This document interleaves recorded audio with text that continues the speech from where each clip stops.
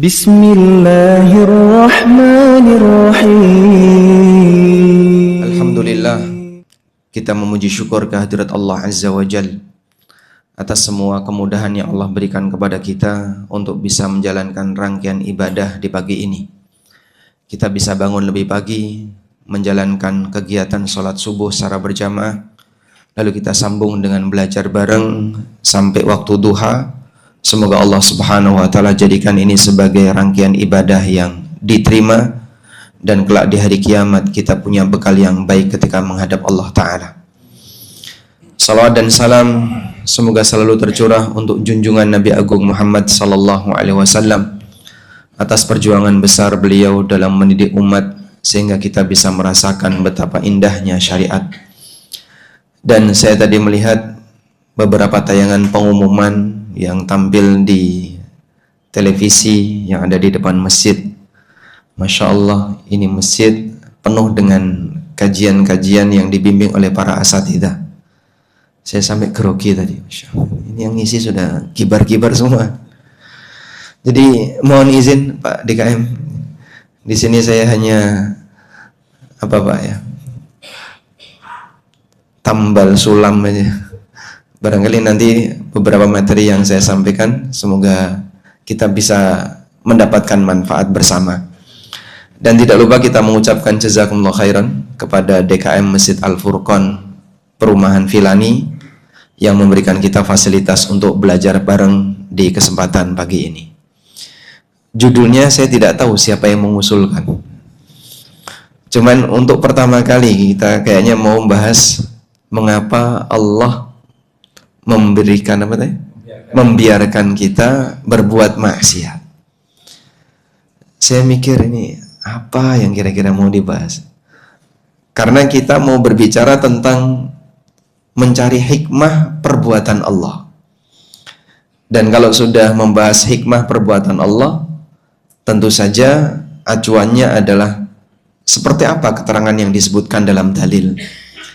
Karena kita tidak boleh meraba mengatakan Allah mengatakan demikian atau Allah berbuat demikian karena alasan demikian.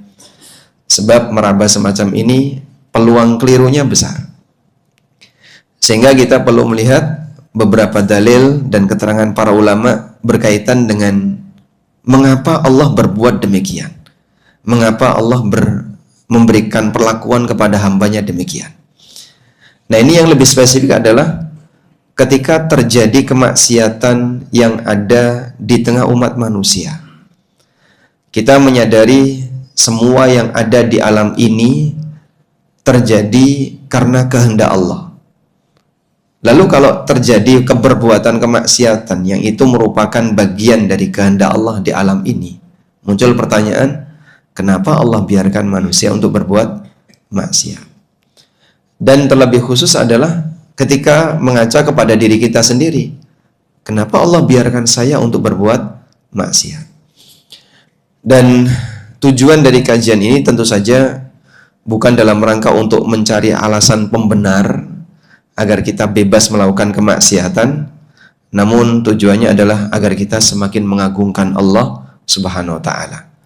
Sebab kajian itu akan menghasilkan manfaat dikala saat kita selesai kajian, kita semakin mencintai Allah, semakin mengagungkan Allah, iman kita semakin bertambah, kita makin yakin, dan seterusnya. Baik, saya akan berikan sedikit pengantar terlebih dahulu, beberapa muqaddimah ketika kita melihat perbuatan maksiat yang terjadi di alam nyata. Bapak Ibu yang dimuliakan Allah Subhanahu wa Ta'ala, pertama yang perlu kita yakini bahwa tidak ada satupun kejadian yang ada di alam ini kecuali dengan kehendak Allah dan takdir Allah. Baik kejadian yang dinilai baik oleh manusia maupun kejadian yang dinilai buruk oleh manusia. Sebab Allah Subhanahu wa Ta'ala dialah zat yang merajai semuanya. Allah Ta'ala banyak berfirman dalam Al-Quran, lahu mulkus samawati wal ard. Hanya miliknya kerajaan yang ada di langit dan di bumi. Allah juga berfirman, lillahi ma fis samawati wa ma fil ard. Hanya milik Allah apapun yang ada di langit dan di bumi. karena ini semuanya adalah kerajaan Allah, maka tidak ada peristiwa apapun yang terjadi di dalamnya kecuali dengan kehendak sang raja. Sehingga kalau ada keyakinan bahwa manusia ketika berbuat baik itu dengan kehendak Allah, tapi kalau berbuat buruk di luar kehendak Allah, ini sama halnya dengan mengatakan ada kehendak atau ada kejadian yang ada di kerajaan Allah di luar dari kuasa Allah. Dan ini justru mencacat keagungan dan kebesaran Allah Subhanahu wa taala. Karena itu satu keyakinan yang perlu kita tanamkan, bahwa apapun yang terjadi di alam ini terjadi karena kehendak Allah. Dan ini keyakinan Ahlus Sunnah yang membedakan mereka dengan kelompok Qadariyah atau kelompok Mu'tazilah. Karena itu prinsip seperti ini perlu untuk dipegangi, sehingga apapun sekali lagi yang terjadi di alam ini tidak keluar dari kehendak Allah. Selanjutnya muncul pertanyaan, kalau ini semuanya adalah terjadi karena kehendak Allah, sementara di sana ada yang baik, ada yang buruk, kenapa Allah menghendaki keburukan? Padahal Allah Subhanahu wa taala zat yang maha baik, tapi kenapa ada kejadian yang buruk di tengah hambanya? Adanya keburukan di tengah hambanya menunjukkan bahwasanya hambanya tidak sempurna sebagaimana penciptanya. Dan Allah Subhanahu wa taala punya hikmah di balik itu, yang terkadang hikmah itu Dia ceritakan sehingga manusia bisa memahami latar belakangnya, dan terkadang Allah tidak memberitahukan kepada hambanya. Nah, di posisi ketika Allah tidak memberitahukan kepada hambanya, maka sang hamba wajib meyakini bahwa di balik ini pasti ada hikmah, karena Dia yang menciptakan adalah zat yang maha hakim, zat yang maha bijaksana.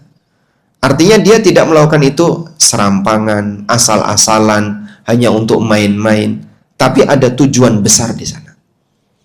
Dan tujuan besar itu bagian dari ujian bagi seorang hamba, sejauh mana dia bisa pasrah terhadap keagungan dan maha hikmahnya Allah Subhanahu wa taala. Sebagai contoh sederhana, Pak. Kalau kita diperiksa oleh seorang dokter, yang kita kenal dokter ini adalah dokter yang pinter, ahli, sehingga ketika membuat sebuah diagnosis tepat, diakui oleh banyak orang. Akhirnya saat kita periksa, terus sang dokter ini memberikan sebuah keputusan, Bapak, kayaknya Bapak harus diamputasi kakinya. Nah, kita sebagai orang yang ingin hidup normal, punya kaki yang sempurna, mungkin kita akan protes. Loh Pak dokter, kenapa kaki saya harus diamputasi? Coba jelaskan alasannya, biar saya punya latar belakang yang memuaskan untuk mengikuti keputusan dokter. Dijelaskan Pak, karena dokter ini pinter ya, dijelaskan pakai integral pangkat 5, diferensial pangkat 7, dan seterusnya. Nah, kita yang nggak ngerti bengong, aku nggak ngerti.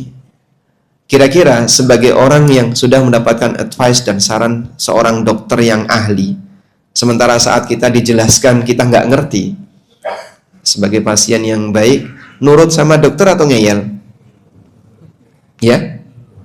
Nurut. Kenapa nurut? Ya. Karena kita merasa nggak ngerti. Mungkin dokter lebih ngerti sehingga dia tahu pertimbangan yang terbaik, kira-kira apa yang harus, tindakan yang harus dilakukan, yang menyelamatkan jasad kita atau menyelamatkan nyawa kita misalnya. Maka sebagai pasien kita akan bilang, ya sudahlah saya nurut sama dokter. Itu baru perbandingan ilmu manusia dengan ilmu manusia. Bagaimana ketika seorang makhluk dengan ilmu Allah Subhanahu wa taala yang tidak mungkin bisa kita bandingkan. Maka di posisi ini kalau ada pertanyaan, yang pertanyaan itu berkaitan dengan perbuatan Allah dan kita mentok, sudahlah serahkan kepada ilmu Allah Subhanahu wa taala.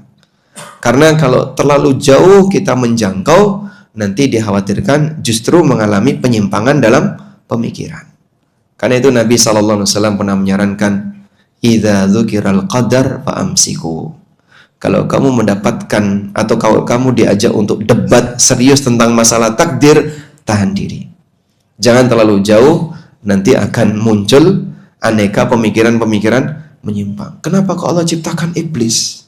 Kenapa Allah ciptakan ada orang kafir? Kenapa Allah ciptakan ada perbuatan maksiat? Itu nanti terkadang kalau orang mikir terlalu jauh sampai nggak nyanda, malah jadi error. Sehingga justru yang terjadi adalah penyimpangan. Kemudian pengantar yang ketiga, yang perlu kita pahami, bahwa Allah tidak pernah mendolimi hambanya. Ayat yang mengatakan wa mallahu bidzallamin lil abid itu banyak sekali dalam Al-Qur'an. Allah juga mengatakan innallaha la yadzlimun nasa syai'a. Allah tidak mendolimi manusia sedikit pun. Walakinnan nasa anfusahum yadzlimun. Tapi manusialah yang mendolimi diri mereka sendiri. Sehingga kalaupun ada hal yang buruk yang dialami oleh manusia, bukan karena Allah mendolimi dia, tapi dialah yang mendolimi dirinya sendiri. Karena itu dalam hadis qudsi yang panjang, Allah Subhanahu wa taala berfirman, "Ya ibadi, innama hiya a'malukum." Wahai para hambaku, yang kalian lakukan itu kan amal kalian sendiri. Uhsiha lakum, dan aku catat, aku kumpulkan untuk nanti akan aku tunjukkan kepada kalian. Summa uwaffiukum, kemudian summa uwaffikum, kemudian aku akan berikan balasan kepada kalian. Iyaha, terhadap amal itu. Faman wajada khaira, maka siapa yang menjumpai kebaikan dari catatan amalnya, falyahmadillah, hendaknya dia memuji Allah. Sehingga bagian dari adab pada saat kita melihat realita yang ada dalam diri kita maupun di masyarakat. Kalau kita sedang mendapatkan kebaikan, berhasil beramal saleh, berhasil melakukan ibadah, selesai melakukan ketaatan, jangan pernah merasa karena kehebatan kamu sendiri. Jangan pernah merasa karena ini adalah jasa kita, usaha kita, bukan karena itu. Maka Allah Subhanahu wa taala mengatakan, saat kau menjumpai catatan yang baik dalam amalmu, saat kau menjumpai hal yang baik dalam perbuatanmu, falyahmadillah, pujilah Allah. Karena itu semuanya murni pemberian dari Allah. Wa man wajada ghaira dzalik, tapi siapa yang menjumpai selain itu, Nabi SAW tidak mengatakan wa man wajada syarran. Beliau tidak menyebutkan kata syarran. Wa man wajada ghaira dzalik, tapi siapa yang menjumpai selain itu, fala yalumanna illa nafsa, jangan menyalahkan kecuali dirinya sendiri. Hadis sahih riwayat Muslim. Dan ini dalam rangka untuk menjaga adab. Sebab kita sedang, boleh disebut, menyikapi perbuatan Zat yang Maha Kuasa, yang Maha Agung, mengomentari perbuatan Allah Subhanahu wa taala. Maka sampaikan yang baik-baik, sebab Dia Zat yang Maha Baik. Kenikmatan Allah luar biasa kepada hambanya, meskipun Allah berikan ujian kepada hambanya dengan adanya keburukan yang dia temui dalam kehidupan nyata. Lalu Pak, tetap kita juga terus bertanya, itu kenapa ya kok ada keburukan? Mungkin pertanyaan sederhana, ada orang yang nakal kayak gini, kalau Allah haramkan babi, kenapa Allah ciptakan babi? Kalau Allah haramkan anjing, kenapa Allah ciptakan anjing? Ya kita sampaikan, Dia Zat yang menciptakan, punya hak untuk menciptakan apapun. Dan ketika Allah ciptakan babi, lalu Allah haramkan sebagai ujian bagi kamu. Saat Bapak ujian pilihan ganda, ada pertanyaan, ada pilihan ganda. Jawaban yang benar dengan jawaban yang salah banyak mana, Pak? Hah? Banyak yang salah. Ini dosennya dolim sama mahasiswa atau bukan? Kok ngasih pilihan yang salah lebih banyak daripada yang benar? Ya? Sebagai apa itu? Ujian. Bagaimana cara kamu menyikapi soal ini?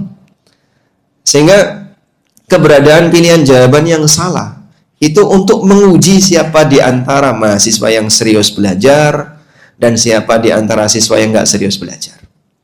Itu baru ujian teori ya Pak. Dalam kehidupan tantangan itu lebih besar. Karena itu keberadaan aneka maksiat dan aneka hal yang buruk yang kita lihat, jangan sampai ada perasaan Allah mendolimi hamba yang melakukan ini. Tidak. Karena Allah Subhanahu wa taala tidak pernah mendolimi hambanya. Kemudian muqaddimah berikutnya, kita harus memahami bahwa ketika kita membicarakan perbuatan Allah semacam ini, satu hal yang perlu kita yakini, kau yang akan dihisab, bukan Allah yang dihisab. Kau yang akan mempertanggungjawabkan amalmu, bukan Allah yang dimintai pertanggungjawaban terhadap apa yang dia lakukan. La yus'alu amma yaf'alu wa hum yus'alun. Dia tidak akan ditanya dengan apa yang dia perbuat, wa hum yus'alun, tapi mereka manusia yang akan ditanya terhadap apa yang mereka perbuat. Sehingga seharusnya kau lebih fokus terhadap perbuatan kamu. Gimana agar kau selamat ketika menghadap Allah. Bukan malah membicarakan perbuatan Allah, namun dari sisi mengkritisi. Bukan dari sisi untuk mengagungkan Allah Subhanahu wa Ta'ala.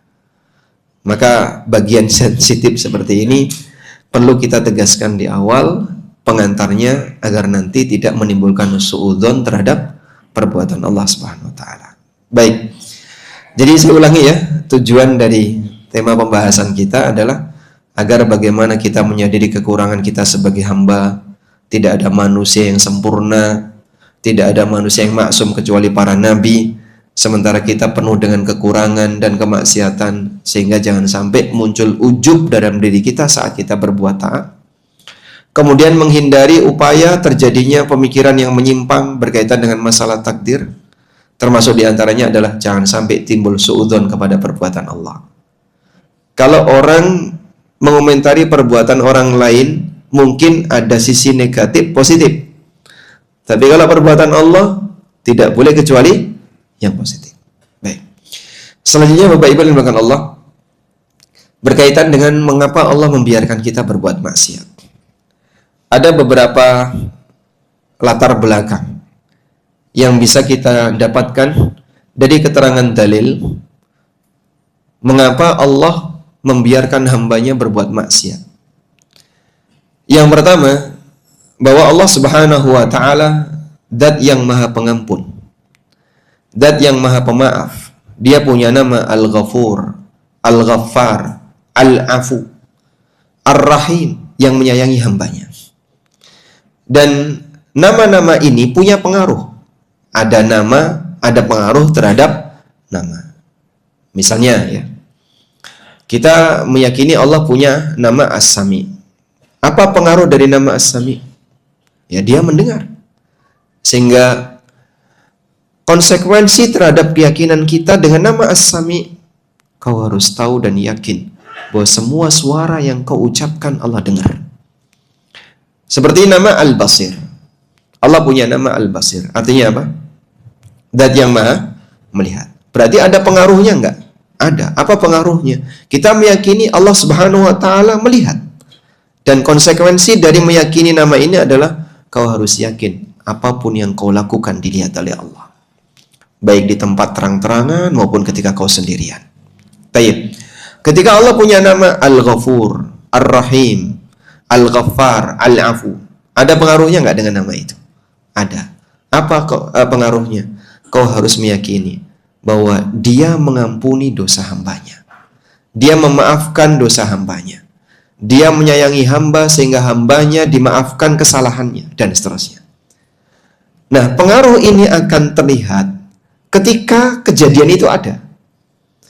Kalau tidak ada dosa, maka tidak ada pengaruh dari nama Al-Ghafur. Kalau tidak ada kejadian maksiat, maka pengaruh dari nama Al-Afu jadi nggak ada.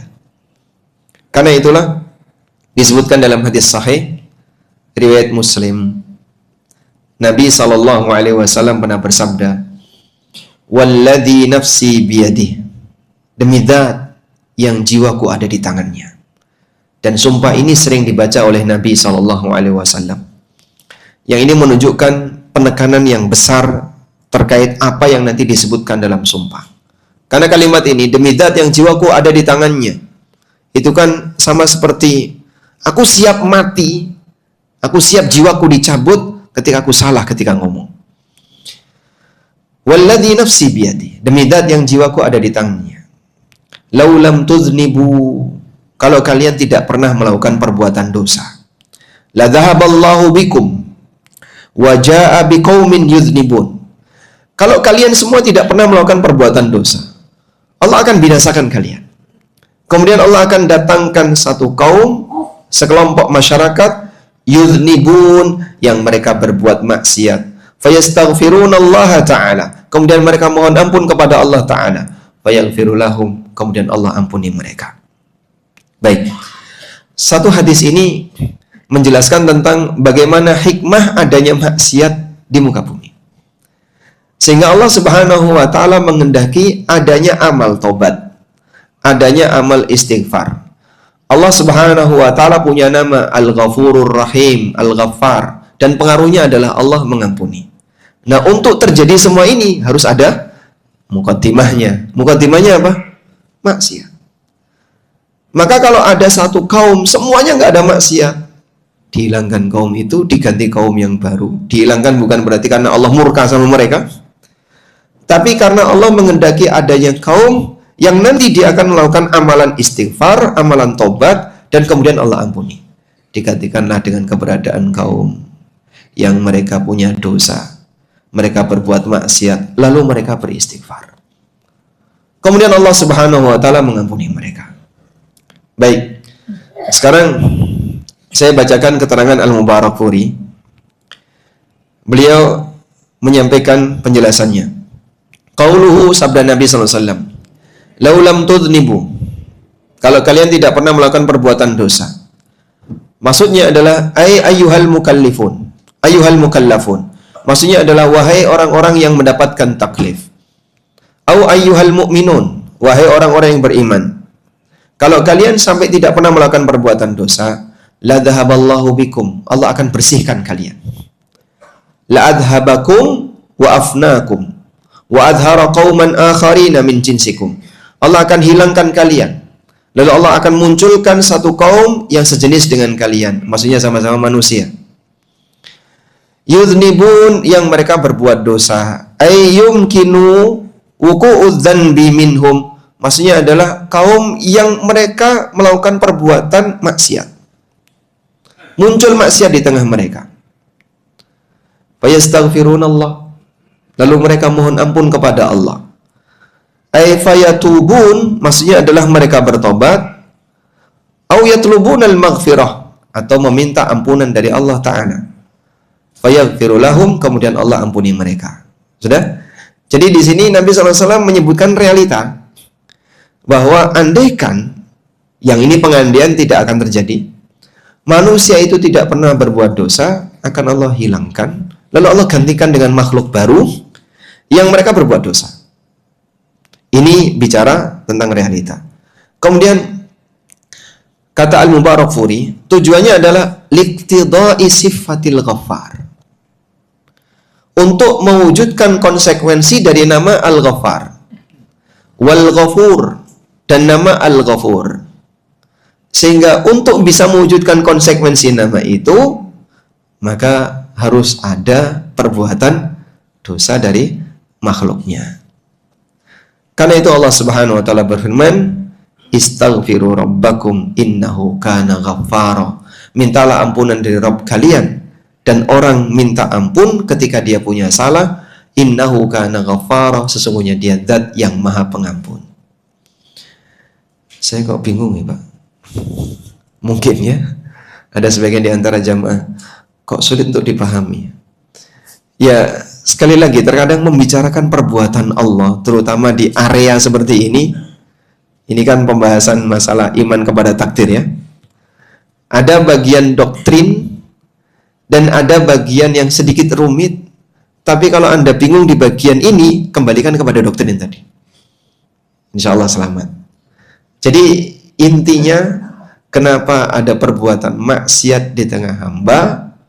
Karena ada nama Al-Ghafur, ada nama Al-Ghaffar. Sebagai konsekuensinya Allah mengampuni dosa, dan untuk mengampuni dosa berarti harus ada dosa. Maka Allah ciptakan makhluk yang berbuat dosa. Dan keberadaan makhluk yang berbuat dosa tadi, nanti mereka akan punya amal taubat, mereka punya amal istighfar. Yang amal ini dicintai oleh Allah. Allah senang nggak Pak dengan orang yang bertobat? Senang. Nabi SAW mengatakan, lallahu yafrahu bitaubatil abdi.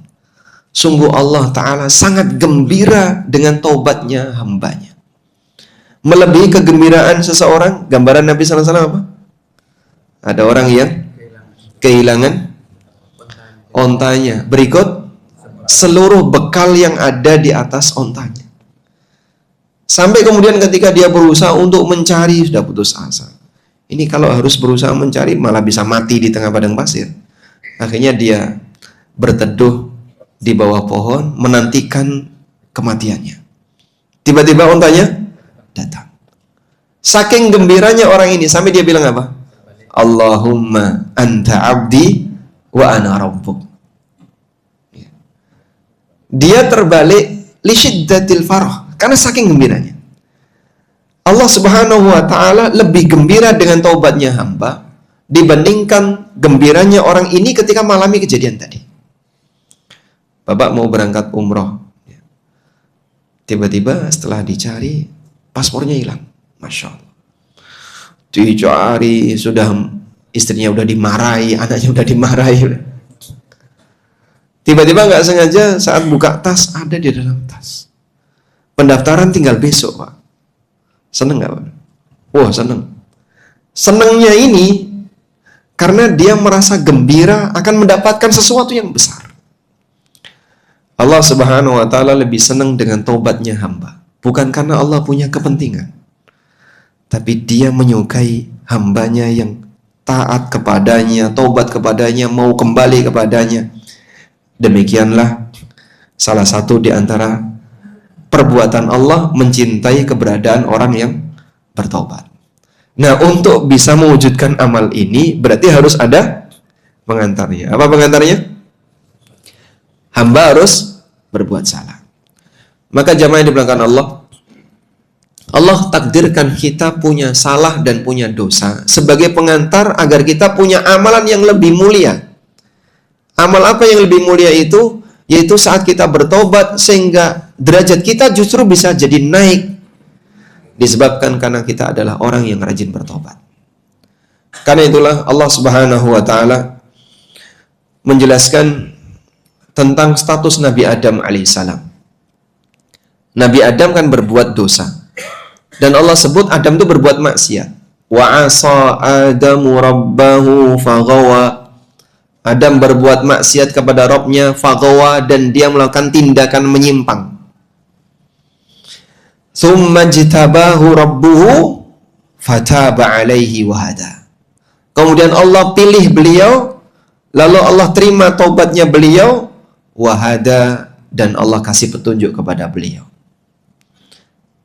Imam As-Sa'di rahimahullah ketika menafsirkan ayat ini beliau mengatakan, fakana ba'da taubati ahsana minhu qablaha. Setelah Adam ini bertaubat, kedudukan beliau lebih baik daripada sebelumnya. Berarti Pak, kedudukan Adam setelah diturunkan di muka bumi dengan ketika beliau berada di surga lebih baik setelah beliau diturunkan di muka bumi. Karena beliau jadi nabi. Sebelum itu beliau tidak jadi nabi. Makanya kalimat fajtabahu, Allah pilih beliau, dipilih untuk jadi nabi. Dan para nabi itu adalah pilihan Allah. Fajtabahu rabbuhu, kemudian Allah Subhanahu wa Ta'ala memilih beliau pasca terjadinya maksiat. Dan ketika terjadi maksiat, beliau melanggar larangan Allah Subhanahu wa Ta'ala, langsung diturunkan. Fa'akala minha fabadat lahuma sawatuhuma. Begitu keduanya makan pohon larangan tadi, fabadat, pakai fa, langsung terlepas seluruh pakaiannya sehingga terlihatlah auratnya. Allah Subhanahu wa Ta'ala kemudian keluarkan beliau dari surga dan Allah turunkan ke bumi. Nah, dalam situasi itu kemudian Allah Subhanahu wa Ta'ala pilih Adam untuk dijadikan sebagai seorang nabi. Sehingga kata Imam As-Sa'di, fakana ba'da taubati ahsana minhu qablaha wa raja'a kaidul adui alaihi. Sehingga harapan setan agar Adam ini nanti menemani dia di neraka, justru tipu daya setan itu balik ke setan lagi.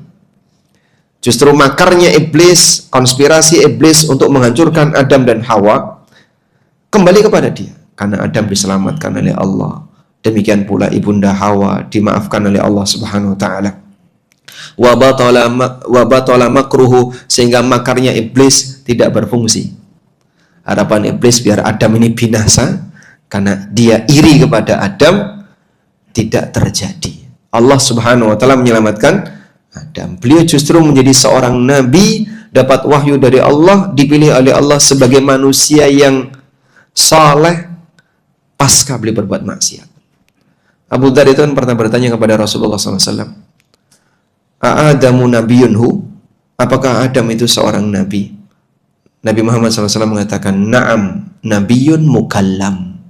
Betul, beliau seorang nabi mukallam yang diajak bicara langsung oleh Allah. Sebagaimana Musa. Maka nabi yang mendapatkan kondisi khusus yang diajak bicara langsung oleh Allah selain Musa adalah Adam. Dan itu menunjukkan keistimewaan Nabi Adam alaihissalatu wassalam. Sehingga hikmah Allah Subhanahu wa taala yang bisa kita ketahui dari peristiwa ini dan penjelasan yang disampaikan oleh Al-Mubarakfuri tadi, bahwa keberadaan maksiat yang dilakukan oleh hamba ini adalah pengantar agar sang hamba bertobat. Dan dengan amal tobat, maka sang hamba akan lebih tinggi derajatnya. Dari sinilah kita mendapatkan satu pelajaran. Kalaupun kau berbuat maksiat, itu bukan akhir dari segala kehidupanmu. Bukan titik kebinasaanmu. Memang kau tenggelam dalam perbuatan jahat, kau tenggelam dalam perbuatan yang hina, tapi bukan berarti selamanya kau akan bertahan di situ. Berusahalah untuk segera kembali. Allah Subhanahu wa taala akan mengampuni dirimu, dan bisa jadi Allah akan mengangkat derajatmu yang lebih tinggi. Karena jamaah, kalau makhluk takut sama makhluk, maka yang akan dilakukan oleh makhluk apa, Pak?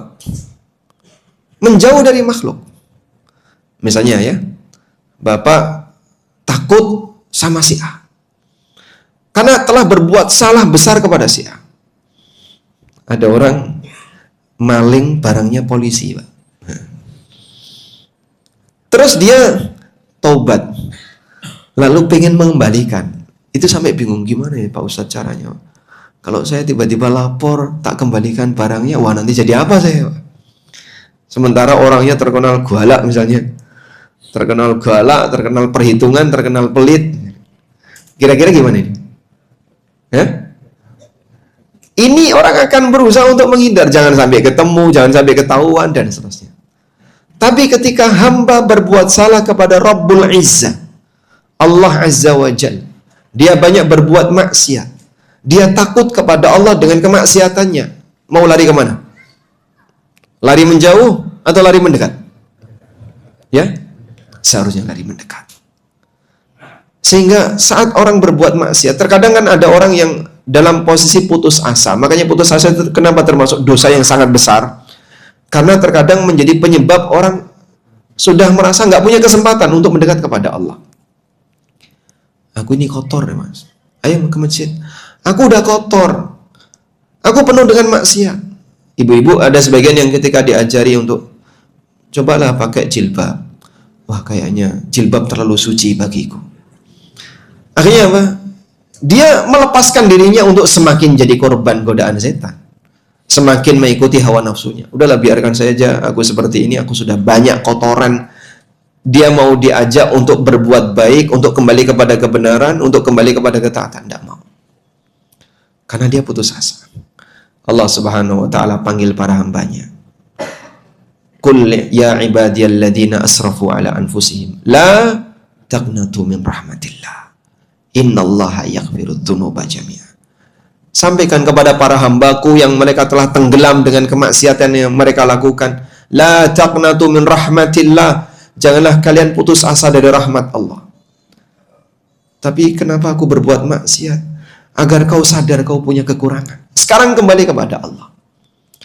Segera kembali kepada Allah. Dengan demikian, kau akan diterima tobatmu oleh Allah jika serius untuk bertobat. Dan bisa jadi derajatmu setelah bertobat lebih tinggi daripada kondisimu sebelum kau berbuat salah.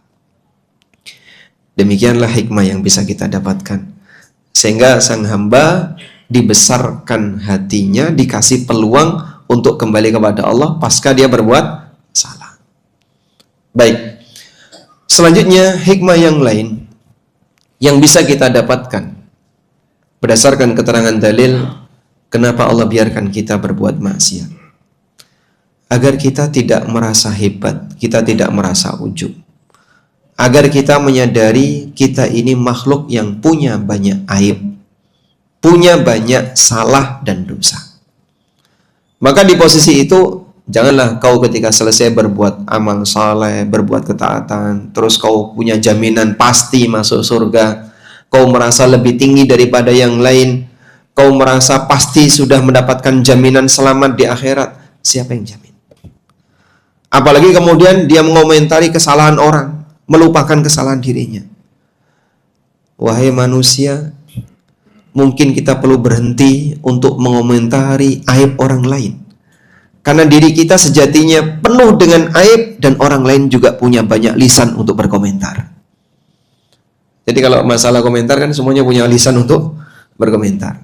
Kita punya lisan untuk berkomentar, orang lain juga punya lisan bisa berkomentar. Tapi kalau diri kita terlalu sibuk mengomentari kesalahan orang lain, mereka juga bisa saja menyerang kamu dengan mengomentari kesalahan kamu. Nah, di posisi ini kita disadarkan, kau banyak salah, kau banyak dosa, maka jangan ujub. Karena itu ada sebuah riwayat yang disebutkan dalam hadis nilai hasan oleh Syekh Albani dalam Sahih Al-Jami'. Beliau atau Nabi SAW mengatakan dari Anas bin Malik radhiyallahu anhu, Rasulullah SAW mengatakan, "Lau lam takunu tudnibun." Kalau kalian tidak pernah melakukan perbuatan dosa, la khiftu alaikum ma huwa akbaru min dzalika. Aku khawatir kalian akan terjerumus ke dalam perbuatan kesalahan yang lebih berbahaya dan lebih aku takuti, lebih besar daripada itu. Aku khawatir kalian akan terjerumus kepada perbuatan yang lebih besar daripada itu. Al-ujbu, itulah ujub. Sehingga Rasulullah SAW menyampaikan, dan hadis ini hasan dalam Sahih Al-Jami', menegaskan bahwasanya ketika seseorang merasa dia tidak pernah berbuat salah, selalu menjaga dirinya, dikhawatirkan nanti muncul ujub. Dan kalau sudah muncul ujub, nanti menghina orang lain atau bahkan memvonis orang lain. Nabi SAW pernah menceritakan sebuah peristiwa di masa silamnya. Gara-gara orang soleh ini tidak jaga lisan. Ada dua orang yang dia berteman akrab. Yang satu orang soleh, rajin ibadah, menjaga diri dari perbuatan maksiat. Yang satunya ahli maksiat. Dia mengingatkan temannya ini. Kemudian disampaikan, bertakwalah kepada Allah, kau tinggalkan dosa itu. Tapi dia nggak ngubris. Maksiat tetap berulang, diingatkan lagi. Maksiat tetap berulang, diingatkan lagi. Sampai orang soleh ini jengkel. Lalu dia bilang apa? Wallahi, dia bersumpah, wallahi la yaghfirullaha laka. Demi Allah, Allah tidak akan mengampunimu. Setelah keduanya mati, lalu dihisab oleh Allah. Allah Subhanahu wa ta'ala kemudian bertanya, siapa yang berani bersumpah atas namaku, kemudian dia menyatakan kalau aku tidak akan mengampuni si A, tidak akan mengampuni si B. Akhirnya yang ahli maksiat tadi diapain, Pak? Diampuni dosanya, dimasukkan ke surga. Sementara orang yang ahli ibadah ini justru dimasukkan ke dalam neraka. Karena timbul ujub dalam dirinya. Yang ujub itu membuat dia merasa dirinya ada jaminan untuk selamat, kemudian menghina orang lain yang dia melakukan perbuatan maksiat. Memang mengingatkan orang berbuat maksiat boleh, tapi merasa bahwasanya dia lebih tinggi daripada orang itu, atau dia menganggap bahwasanya orang itu pasti akan masuk neraka, memastikan seperti ini kan mendahului perbuatan Allah, dan Allah nggak ridho dengan perbuatan kayak gini. Sampai kata sebagian ulama, dengan satu kalimat yang dia ucapkan, dia telah menghancurkan dunia dan akhiratnya. Saat hidup di dunia dia capek dengan amalan ibadah yang dia kerjakan. Tapi karena satu kalimat yang dia ucapkan tadi, mendahului perbuatan Allah, sampai bersumpah menyebut nama Allah, lalu menegaskan dengan perbuatan Allah yang dia tidak ketahui, seluruh amalnya dianulir. Dari sinilah Anda bisa lihat ya, bahwa ibadah ritual terkadang tidak ada nilainya gara-gara orang salah dalam menilai perbuatan Allah. Ketika dia sampai suudzon kepada Allah, ini bisa menghapus ibadah ritual. Betapa bahayanya. Makanya jangan terlalu merasa hebat dengan ibadah ritual. Iblis dulu rajin ibadah ritual. Tapi setelah dia durhaka dengan satu perintah yang dia tinggalkan, dia dapat manfaat apa dari semua kegiatan ibadah yang dia lakukan? Zon, tidak dapat apa-apa.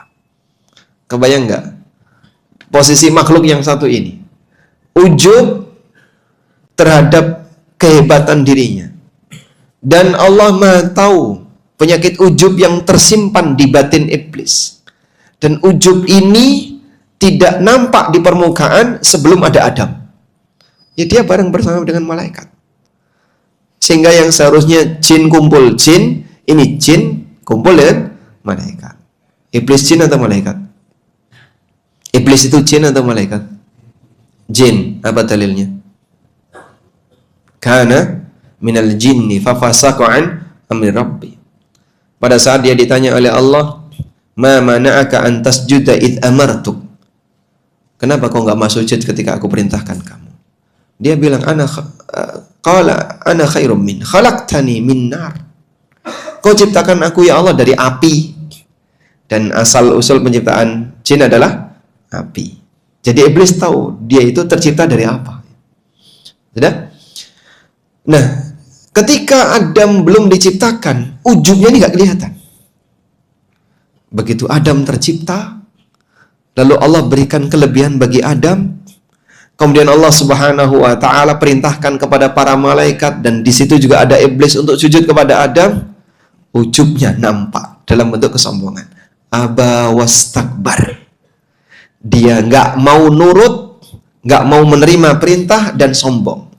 Sebatas tidak mau menerima perintah, ada yang ditoleransi, ada yang tidak ditoleransi. Langit, bumi, dan gunung itu pernah diperintahkan oleh Allah, tapi mereka nggak mau. Inna aradna al-amanata 'ala as-samawati wal ardi wal jibal fa'abaina ayyahmilna. Kami pernah tawarkan amanah untuk taat kepada langit, bumi, dan gunung, tapi mereka enggan untuk menerimanya. Tapi keengganan bukan karena sombong, karena rasa takut. Wa ashfaqna minha. Mereka ketakutan dengan itu. Sehingga bedanya apa Pak? Iba'ul iblis dengan iba as-samawati wal ard. Penolakan perintah yang dilakukan oleh iblis dengan penolakan perintah yang terjadi pada langit dan bumi. Iblis itu diiringi sombong, sedangkan langit dan bumi karena rasa takut. Maka makhluk yang satu ini merasa hebat, merasa lebih dibandingkan Adam, karena satu, asal penciptaannya lebih tinggi menurut dia. Yang kedua, karena dia sudah rajin ibadah. Seluruh lelah yang telah dia lakukan gak ada nilainya. Makanya merasa hebat dengan ibadah ritual bisa sampai pada tingkatan berbahaya. Ada seorang sahabat yang melaporkan kepada Rasulullah SAW. Ya Rasulullah, kami punya tetangga, ibu-ibu. Wa dzukira min siyamiha wa qiyamiha wa sadaqatiha. Diceritakan wanita ini rajin puasa sunnah, rajin sholat sunnah, rajin qiyamul lail, dan rajin sedekah. Walakin tu'dhi jiranaha bilisaniha. Tapi dia suka menyakiti orang lain dengan lisannya. Apa kata Nabi SAW? La khaira fiha hiya finnar. Gak ada nilai baiknya orang seperti ini, nyemplung neraka. Nah, disinilah ibadah ritual itu terkadang membuat seseorang jadi ujub. Maka untuk mengimbangi itu, Allah jadikan hamba ini punya kekurangan. Cuman terkadang cara pandang orang fokus di mana, itulah yang membuat penilaian dia terhadap dirinya. Ketika dia terlalu fokus di ibadahnya, dia merasa terlalu hebat. Ketika dia fokus dengan maksiatnya, dia akan merasa dirinya rendah. Maka cara pandang inilah yang membuat orang itu bisa menentukan kau ada di mana. Ada nggak Pak orang yang rajin haji, rajin umroh, tapi ahli maksiat? Ada ya? Ada ya? Yakin banyak Pak ya. Nah terkadang kan ketika dia di posisi itu, tapi dia lebih melihat rajin ibadahnya, sehingga melupakan maksiatnya. Akhirnya karena dia merasa saya sudah rajin ibadah, saya sudah rajin ini, maksiat segede apapun nggak bakalan kelihatan besar. Maka kita arahkan, kau lihat dosamu, kau lihat maksiatmu, kau lihat kesalahanmu. Inilah cara untuk mengimbangi biar kita tidak merasa hebat dengan ibadah dan ketaatan yang kita kerjakan. Tinggal di mana kita harus memandang. Karena ibadah itu kan ada dua ya. Ada ibadah ritual, ada ibadah taat aturan. Dan ini dua hal yang berbeda. Banyak orang bertanya, katanya sholat bisa mencegah dari perbuatan keji dan mungkar. Kenyataannya banyak orang yang rajin sholat tapi koruptor. Itu gimana sih penjelasannya? Ya ini ada ibadah ritual, ada ibadah taat aturan. Contoh ibadah taat aturan banyak Pak ya? Menghindari yang haram, meninggalkan yang dilarang, dan seterusnya. Lebih berat mana Pak? Dua ini Pak. Lebih berat mana Pak? Hah? Ritual atau taat aturan? Sepakat taat aturan ya? Kenapa Pak? Terbukti banyak yang melanggar. Makanya kalau ada orang yang kadang komentar, itu kelompok apaan sih? Kok kerjanya cuman kajian aja, kajian. Kapan ibadahnya? Rumah kesamu murah ibadah. Apa kau merasa kalau mereka itu nggak ibadah? Mereka ini sedang belajar tentang hukum-hukum Allah, tentang aturan-aturan Allah, tentang masalah halal haram untuk diterapkan dalam kehidupan nyata. Yang bagian ini banyak orang gagal. Karena kalau hanya sebatas masalah ibadah yang penting rajin ritual, iblis dulu seperti itu. Tapi dia tidak memiliki bentuk tawadhu, sehingga sifat sombongnya tersimpan dalam hatinya, nampak di permukaan saat Allah Subhanahu wa taala ngasih ujian. Karena terkadang orang merasa lebih tinggi, lebih hebat, ujub dengan kehebatan ibadahnya, dengan ketaatan yang dia lakukan, ibadah ritual yang dia lakukan. Di saat yang sama, dia rajin melakukan pelanggaran aturan. Maka kadang ada orang yang merasa aman dengan korupsi yang dia lakukan, karena doktrin, saya punya sholat, saya punya puasa, nanti kalau dipakai haji, pulang seperti bayi yang baru dilahirkan dari rahim ibunya. Sehingga dia merasa dengan ibadah ritualnya, dosanya pasti jaminan hilang. Jari ini sopo, siapa yang jamin? Makanya dengan keberadaan maksiat inilah kita menyadari bahwasanya manusia punya kesalahan dan kekurangan. Sehingga kita di sini mendapatkan satu pelajaran. Bapak melakukan ibadah dan maksiat. Lihat di mana fokus kita. Kalau lebih fokus di ibadah, Anda keluar masjid merasa hebat. Tapi ketika Bapak fokus, aku tadi banyak maksiat, dan nanti aku pun akan berbuat maksiat. Fokus di sini, kita akan tawadhu di hadapan yang lain. Kita akan merasa diri kita banyak yang kurang. Selanjutnya, di posisi ketika seorang hamba sedang melakukan perbuatan maksiat dan dosa,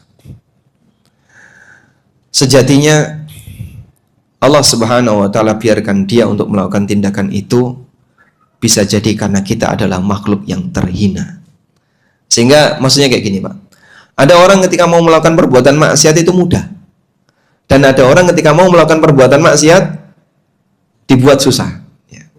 Begitu mau buka gambar yang nggak bener, internetnya lancar, tek langsung, wah, videonya nggak ada yang putus. Tapi di momentum tertentu ada orang yang sudah mencoba, war. Akhirnya dia bosan ditungguin kok nggak datang, dia tutup. Ada yang dimudahkan bermaksiat, ada yang dibuat sulit untuk berbuat maksiat.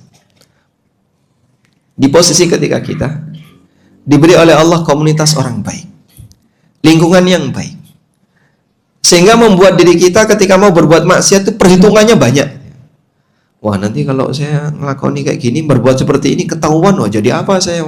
Padahal saya adalah DKM Masjid Al-Furqan, misalnya ya. Wah, nanti kepercayaan orang jadi hilang. Pertimbangan dia banyak, karena komunitasnya. bersyukurlah Allah berikan kita sebuah lingkungan yang baik, yang mungkin dengan lingkungan itu menghalangi kamu untuk berbuat salah, untuk berbuat maksiat.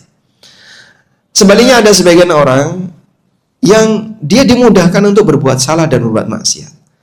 Mau melakukan apapun nampaknya dimudahkan, padahal bisa jadi keluar modal besar. Ada satu keterangan yang disampaikan oleh Hasan Al-Basri rahimahullah. Beliau memahami firman Allah Ta'ala, wa may yuhinillahu fama lahu mim mukrim. Siapa yang Allah hinakan, maka tidak akan ada yang bisa memuliakannya. Dan bagian dari bentuk Allah menghinakan hamba adalah Allah lepaskan dia untuk berbuat maksiat, sehingga perbuatannya perbuatan hina. Hasan Al-Basri mengatakan, hanu alaihi fa'asau. Dia adalah makhluk yang hina di hadapan Allah, maka Allah biarkan dia berbuat maksiat.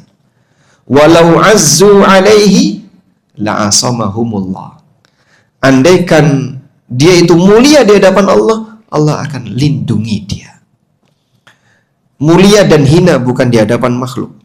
Mungkin dia punya jadwal khatib, mungkin dia punya pengikut yang banyak, mungkin dia orang yang dipandang terhormat, punya status sosial di masyarakat, tapi saat dia sendirian, gak ada satupun yang melihat, ternyata perbuatannya penuh dengan kehinaan. Di depan umum dia punya status sosial, dia disebut orang hebat. Saat di kesepian, ternyata perbuatannya adalah perbuatan orang yang terhina. Kalau dia adalah manusia mulia, Allah akan jauhkan dia dari dosa. Hanu alaihi fa'asau. Mereka adalah orang hina di hadapan Allah, maka Allah lepaskan dia untuk berbuat maksiat. Nah, titik ini perlu kita sadari. Hampir semua kita punya maksiat tersembunyi yang tidak dilihat oleh orang. Saat kita ketemu orang, dia nggak tahu kita berbuat apa. Dia senyum sama kita, dia ngasih salam, dia menghormati, nyuruh kita ada di depan, kadang melayani kita. Andaikan orang itu tahu kemaksiatan kita, kira-kira gimana? Buang muka, diremehin kita. Tapi karena dia nggak tahu dan Allah tutupi dosa kita, orang ini memuliakan kita. Maka sadarilah, dalam posisi ketika kita dimudahkan untuk berbuat maksiat, bisa jadi karena kita adalah makhluk terhina di hadapan Allah Subhanahu wa taala. Wallahu taala alam. Mungkin itu yang bisa kita sampaikan sebagai pengantar. Barangkali sampai di sini, dan selanjutnya kita akan dengarkan saran dan masukan dari para jamaah.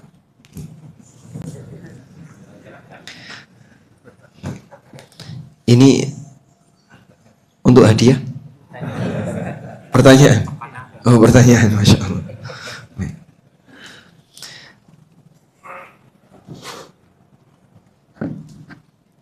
Ada pertanyaan. Assalamualaikum warahmatullahi wabarakatuh. Waalaikumsalam warahmatullahi wabarakatuh. Apakah arisan dengan cara makan-makan di rumah yang dapat arisan di keluarga besar juga termasuk riba? Ini kok terus pembahasan riba ini?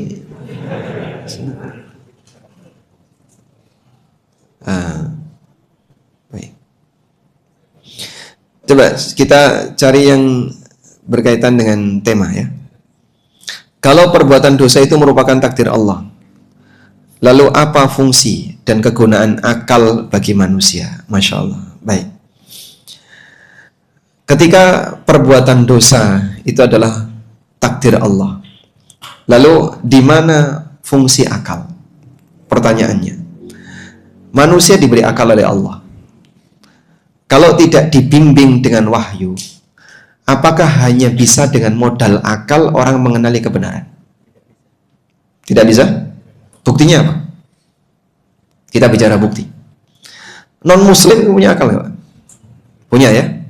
Anggaplah misalnya mereka nggak pernah tersentuh dengan dakwah, nggak pernah terdengar suara Al-Quran atau penjelasan isi Quran atau yang lainnya. Di posisi mereka juga punya akal. Kenyataannya gimana? Ya. Saat mereka meraba untuk jadi orang baik, misalnya mereka meraba untuk jadi orang baik, apa yang terjadi? Kenyataannya mereka juga berbuat maksiat, mereka berbuat salah. Kalau tidak salah, yang pernah mencetuskan teori. Itu kan Sigmund Freud itu filosof atau orientalis? Filosof ya, Sigmund Freud. Dia kan berkesimpulan kayak gini. Kenapa terjadi perang di mana-mana? Sehingga orang tegang antara satu dengan yang lain. Kesimpulan dia, karena manusia kurang dalam menyalurkan rasa cinta. Maka untuk mengatasi seperti itu, berikan manusia kebebasan untuk menyalurkan rasa cinta. Dominan hidup ini dibuat orang selalu mencintai dan menyalurkan rasa cinta. Akhirnya kan gara-gara teori ini bebas untuk melakukan hubungan seksual. Sehingga nggak perlu dibatasi dengan cara nikah, hanya punya satu pasangan, dua pasangan. Biarkan mereka bebas untuk berpasangan. Dan bebas memutus pasangan, bebas untuk melampiaskan syahwatnya. Itu kan teori Sigmund Freud. Yang terjadi apa? Ya, seks bebas. Kalau kita bicara standar akal, seks bebas itu kira-kira sesuai dengan akal sehat atau tidak? Ya, itu karena kita Muslim, Pak ya. Kalau pakai standar mereka mungkin akan berbeda. Tayyib. Mungkin ketika seseorang memandang dari sisi efek dari itu, efeknya apa? Oh, nanti orang bisa saja rebutan pasangan, dan bisa jadi akan menimbulkan ketegangan yang lebih besar. Makanya sebatas akal itu nggak cukup untuk bisa dijadikan modal memilih mana yang baik, mana yang benar. Sehingga kalau Anda bertanya apa fungsi dan kegunaan akal bagi manusia, kalau ternyata maksiat adalah takdir Allah. Karena sebatas akal manusia belum bisa menilai baik dan buruk. Lalu, tapi akan akal bisa mengatakan ini buruk, kenapa Allah takdirkan? Ya kembali kepada beberapa kaidah tadi. Satu, bahwasanya Allah Subhanahu wa taala menakdirkan ini ada hikmahnya dan perbuatan Allah selalu diiringi dengan hikmah. Yang kedua, Allah tidak pernah mendolimi hambanya. Yang ketiga, ini semuanya ada dalam kerajaan Allah dan nggak mungkin ada sebuah kejadian di dalam kerajaan Allah yang terjadi tanpa kehendak Allah. Nah, di bagian ketika kita tidak tahu hikmahnya, ya sudah, sadari bahwasanya kemampuan kita terbatas, kembalikan kepada Dia Zat yang Maha mengetahui segala sesuatu. Wallahu a'lam. Saya belum puas, Pak, dengan jawaban ini. Saya tidak bertugas untuk memuaskan,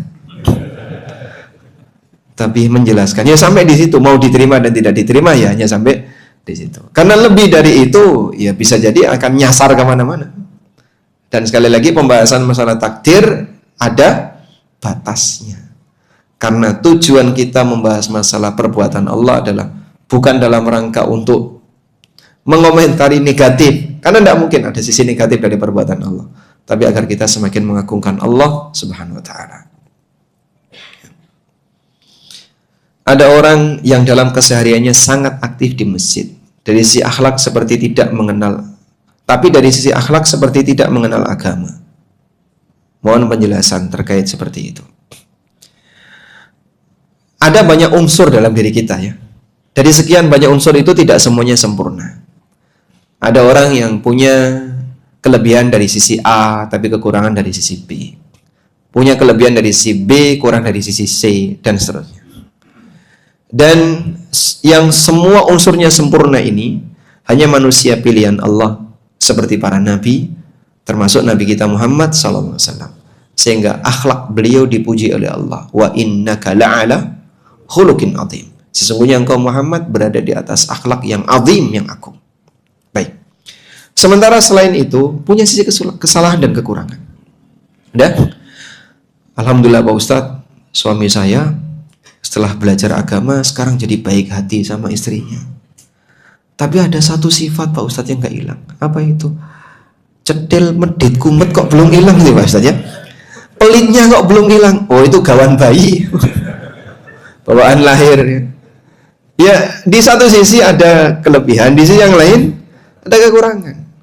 Ada orang yang dia setelah ngaji, testimoninya dari pasangannya itu baik Pak. Istri saya Masya Allah Pak Ustadz, yang dulu cerewetnya luar biasa. Setelah dia ngaji sekarang lemah lembut, lebih sopan dengan suaminya. Tapi satu Pak Ustadz yang gak bisa hilang. Apa Pak? Kebiasaan shoppingnya itu gak bisa hilang Pak. Baik. Kalau Anda pingin ya makhluk yang semua ini dalam kondisi sempurna, tidak ada. Dah. Ini realita. Ada orang yang rajin ke masjid, tapi mungkin galak, Pak. Kalau sudah sengketa dalam urusan harta itu, masya Allah, Pak, nggak pernah mau ngalah. Gesek dikit, nggak pernah mau ngalah, Pak. Kayak orang nggak kenal agama ini dia. Seperti orang tidak mengenal agama. Jadi ganasnya melebihi singa misalnya. Terus kenapa kok bisa seperti itu? Ya, itulah manusia. Tidak ada yang sempurna. Jadi Anda menyadari dari sisi posisi dia manusia yang ada sisi lemahnya. Nah, kalau Anda bertanya, apa pengaruh ibadahnya dengan perbuatannya? Tadi sudah kita sebutkan bahwa ibadah ritual itu area sendiri, ibadah taat aturan itu area sendiri. Terkadang ada orang yang sudah melakukan ibadah ritual, tapi dia nggak taat aturan. Bahkan kejadian ini ada di kalangan para sahabat, sampai dilaporkan kepada Nabi SAW mengenai kasus wanita tadi. Karena itu sikap kita kepada dia, ya berusaha untuk menghindari dampak buruknya, tapi tidak sampai menilai kalau dia misalnya keluar dari agama atau menyatakan oh pasti sholatnya nggak diterima nih kayak gini. Loh, dari mana kamu tahu kalau dia sholatnya nggak diterima? Ya bisa jadi sholatnya diterima, tapi di saat yang sama dia melakukan kesalahan di bagian itu. Wallahu a'lam. Assalamualaikum warahmatullahi wabarakatuh. Waalaikumsalam warahmatullahi wabarakatuh. Tema kali ini dengan kalimat mengapa Allah, ya, ditekankan, membiarkan kita berbuat maksiat. Pemilihan topik ini seharusnya dibalik, mengapa kita dibiarkan maksiat? Karena yang banyak berbuat salah adalah makhluk. Baik. Pertama, yang ngasih judul bukan saya, Pak. Loh, Ustaz kok nggak ngelurusin kan? Kalau sudah tahu. Nah, jadi sejatinya kita sedang menggali hikmah dari perbuatan Allah. Makanya judulnya lebih fokus pada titiknya adalah perbuatan Allah. Mungkin itu yang dimaksud oleh takmir. Ya. Meskipun bisa saja kemudian sisi kajiannya melihat dari sudut pandang makhluk. Dan mudah-mudahan apa yang tadi saya sampaikan bisa diterima dari sisi bahwasanya kita sedang melihat hikmah di balik perbuatan Allah. Makanya kemudian judulnya mengapa Allah. Baik. Pertanyaan, sudah berbuat maksiat kemudian bertobat. Pertanyaannya apa ini? Tidak ada pertanyaannya. Oh, lanjutannya. Kemudian berbuat maksiat lagi dan begitu seterusnya. Apakah dosa bisa diampuni? Dan apakah dosa yang sudah dimintakan ampunannya tetap juga dihisab di yaumul hisab? Ketika seseorang berbuat maksiat lalu tobat, kemudian maksiat lagi, tobat lagi, maksiat lagi, tobat lagi, apakah kemudian akan diampuni? Itulah kelemahan kita. Selesai berbuat maksiat, kita tobat, nanti akan mengulangi, baik maksiat yang sama atau maksiat yang lainnya. Dan kalau selesai maksiat kemudian tobat lalu kita nggak bermaksiat lagi, tadi Nabi SAW mengatakan, laulam tudnibu lah dhahaballahu bikum. Kalau kalian tidak berbuat salah, tidak berbuat dosa, Allah akan binasakan kalian. Sehingga ini bagian dari kondisi sunnatullah untuk para hambanya berupa manusia, di mana mereka tidak maksum dari berbuat salah. Nah, selanjutnya pertanyaannya, apakah mungkin Allah akan mengampuni? Tidak ada yang bisa menghalangi Allah untuk mengampuni dosa hambanya. Allah Subhanahu wa taala sudah menyatakan dirinya, la taqnatu min rahmatillah, innallaha yaghfirudz dzunuba jami'a. Jangan kau pernah putus asa dari rahmat Allah. Allah mengampuni semua dosa. Semua itu bisa maknanya semua jenis. Semua juga bisa maknanya semua jumlahnya. Sehingga dosa apa yang tidak diampuni oleh Allah? Syirik. Jika orangnya taubat, diampuni tidak? Diampuni. Semua dosa ketika orangnya taubat, diampuni. Sementara dosa yang dibawa mati dalam posisi orangnya tidak bertaubat, nah di sini baru ada pembagian. Ada dosa yang tidak akan diampuni oleh Allah. Kenapa kok tidak akan diampuni oleh Allah, Pak? Allah Maha Kuasa untuk mengampuni, tapi Allah jadikan itu sebagai aturan baku yang tidak mungkin akan diubah. Innallaha la yaghfiru ayyushraka bih. Allah tidak akan mengampuni ketika dia disekutukan. Itu sudah menjadi aturan baku yang tidak akan diubah. Sampai upaya Ibrahim untuk menyelamatkan bapaknya, membela bapaknya, siapa? Azar, yang telah berbuat syirik. Perjuangan Ibrahim untuk menyelamatkan bapaknya yang telah berbuat syirik tidak diterima oleh Allah. Allah Subhanahu wa taala mengatakan, "Inni haramtul jannata 'alal kafirin." Aku haramkan surga untuk dimasuki orang kafir. Jadi ini sudah hatman minallah, satu keputusan dari Allah yang tidak mungkin akan berubah. Maka batas ini jadi peringatan bagi manusia. Jagalah iman dan tauhid, jangan sampai kita melakukan perbuatan kekufuran.